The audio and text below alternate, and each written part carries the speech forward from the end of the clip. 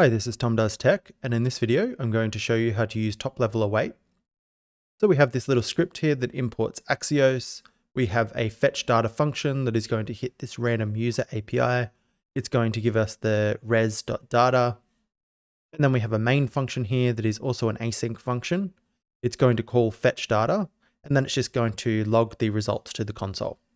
And then we're going to run this main function. So if we run that here, we can see we get the results from this random data API. So if we want to convert this to a script that uses top-level await, we can come into our package.json and we can specify the type as module.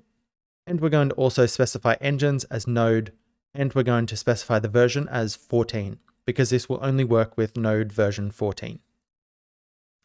So if we use Node version manager, we can switch to version 14 to use npm ls to list the versions that you have installed.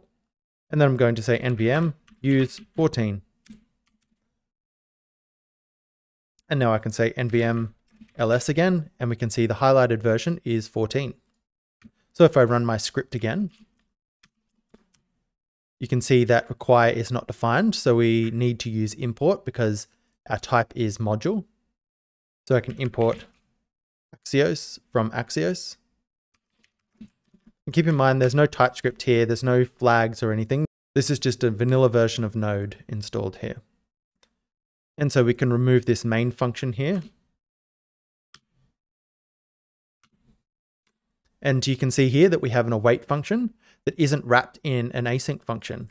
And we can run our script again. And you can see our data has been fetched.